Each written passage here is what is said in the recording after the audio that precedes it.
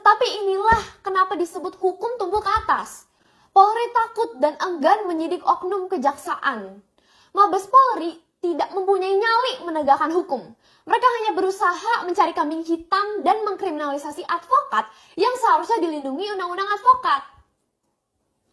Yang dilanggar oleh kepolisian adalah pasal 16 tahun 2003 tentang advokat yang berbunyi advokat tidak dapat dituntut baik secara perdata maupun pidana dalam menjalankan tugas profesinya dengan itikat baik untuk kepentingan pembelaan klien di dalam maupun di luar sidang pengadilan. Ayah saya adalah seorang advokat. Dia sedang menjalankan tugas pembelaan kliennya yang memberikan surat kuasa kepadanya di luar sidang pengadilan. Disebutkan seharusnya advokat tidak dapat dituntut secara pidana. Tetapi dengan sengaja, walau sudah mengetahui hal ini, Mabes Polri malah melakukan penyidikan dan melakukan penetapan tersangka. Sungguh mengerikan jika aparat penegak hukum yang menaati hukum justru malah menjadi pihak yang melanggar hukum. Apakah patut jika disebut keadilan di Indonesia sudah mati? Jika oknum mafia hukum saja berani menjerat dan melanggar undang-undang, maka sudah jelas di Indonesia hukum itu hanya teori dan tidak dihormati oleh pihak kepolisian. Presiden harus mendengar ini karena sangat berbahaya jika Polri saja terang-terangan menjadi pelanggar hukum. Maka ini akan menjadi permulaan legal dan sahnya hukum untuk tidak dipatuhi di Indonesia. Tidak salah jika nantinya semua warga sipil mengikuti contoh yang diberikan Polri, boleh melanggar undang-undang. Presiden sebagai panglima hukum harus segera turun tangan, tindak oknum terkait dan segera luruskan penerapan hukum yang salah. Karena penegakan hukum adalah fondasi sebuah negara.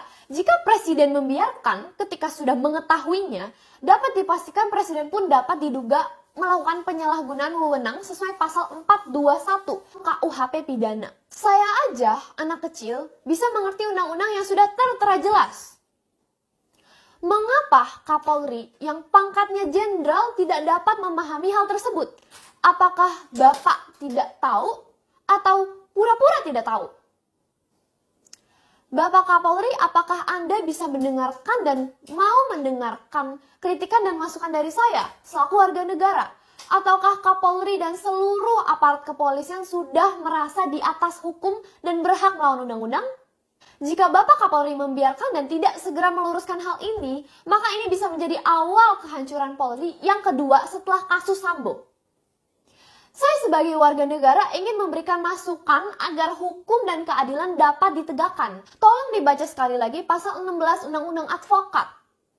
Jika tidak dipahami, bisa ditanyakan arti pasal tersebut ke Mahkamah Konstitusi.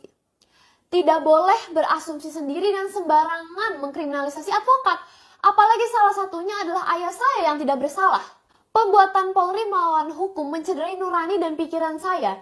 Bagaimanakah Polri yang saya cintai malah menjadi oknum pelanggar hukum? Saya yakin masih ada banyak polisi baik dan polisi yang ingin Indonesia maju. Bagaimana dengan Bapak Kapolri Listio Sigit Prabowo? Apakah Bapak berani meluruskan anak buah Bapak yang jelas-jelas melanggar undang-undang ini? Apakah Bapak hanya bermain aman dan malah menyembunyikan dan melindungi pelanggaran yang dilakukan anak buah Bapak? Saya menanyakan hal ini karena Media Gatra sudah berusaha meminta tanggapan dan hak jawab dari Dirtipid Cyber dan Divisi Humas Polri. Dan hingga saat ini, Mabes Polri sama sekali tidak mau menjawab dan memberikan keterangan. Ada apa sampai Polri tidak mau transparan dan buka-bukaan dengan masyarakat? Apa yang disembunyikan Polri dalam kasus ini? Karena itulah, saya, Kate Victoria Lim selaku warga negara Indonesia dengan ini menantang Bapak Kapolri untuk berani berdebat hukum terkait dengan kasus ITE ayah saya. Beranikah Bapak Kapolri yang terhormat mendebatkan hukum terkait kasus ITE ayah saya? Akan kami tayangkan agar seluruh masyarakat Indonesia bisa menilai. Dan ini akan menjadi bukti transparansi yang Bapak Kapolri selalu dengungkan. Beranikah Bapak Kapolri menerima tantangan saya untuk berdebat?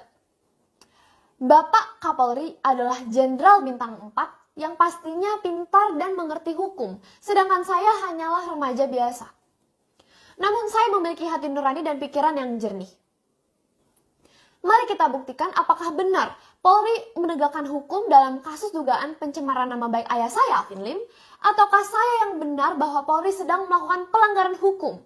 Pasal 16 Undang-Undang Nomor 18 Tahun 2003 tentang advokat dalam hal imunitas advokat. Jika Bapak Kapolri menang debat, maka saya akan masuk penjara dan berhenti berbicara atau mengkritik Polri sepanjang hidup saya. Namun, jika saya menang, saya meminta Bapak untuk mencabut Dirti Pit Cyber, Kasubdit, Kanit Panit, dan penyidik yang menyidik ayah saya, dan segera mengundurkan diri dari jabatan Kapolri. Nanti kita biarkan masyarakat dan netizen yang menjadi juri dan voting. Beranikah Bapak menerima tantangan saya? Ataukah presisi berkeadilan hanyalah sebagai pencitraan dan mulut manis saja? Mohon maaf, saya ajukan tantangan ini bukan sebagai penghinaan ataupun pencemaran nama baik. Tapi sebagai warga negara, saya berhak berbicara dan membela ayah saya yang saya sangat yakini dikriminalisasi oleh oknum Polri. Sebelumnya saya ucapkan terima kasih jika Bapak Kapolri menerima tantangan saya dan berdebat hukum di media secara terbuka. Namun jika Anda menolak, tidak akan saya paksakan karena sudah bisa ditebak oleh masyarakat bagaimana kualitas Bapak sebagai Kapolri. Terima kasih Bapak Kapolri. Kekejaman oknum Mabes Polri sudah memberikan kesempatan kepada kami, membuktikan bahwa kami sebagai masyarakat selalu dijadikan mangsa oleh hukum yang tajam ke bawah. Silakan tuntut saya secara pidana jika Anda merasa dicemarkan nama baiknya dengan tantangan debat hukum saya. Saya sebagai warga negara siap dihukum sesuai aturan hukum yang berlaku. Masyarakat dan netizen, maaf saya menantang Kapolri berdebat hukum bukan karena saya merasa hebat atau sombong. Namun dugaan pelanggaran hukum yang dilakukan Polri sudah sangat nyata dan jelas melawan pasal 16 Undang-Undang Advokat. Yang mana saya sebagai anak kecil aja bisa tahu. Masa sih Bapak Kapolri tidak tahu? Saya bingung dan hal ini tidak masuk di dalam nalar pemikiran saya. Ayah saya yang membela istrinya, Fiorucci, yang pada saat itu adalah kliennya, yang diperas puluhan juta oleh oknum jaksa, justru malah ayah saya yang mau dipenjarakan. Dahsyat sekali hukum di Indonesia ini. Korban justru mau dipenjarakan oleh oknum-oknum kepolisian. Sangat luar biasa. Sehingga saya anak kecil harus dan wajib melawan untuk membela ayah saya yang saat ini tidak mampu berbicara untuk dirinya sendiri karena ditahan di penjara. Sekali lagi terima kasih kepada masyarakat. Tolong bantu dan dukung perjuangan kami.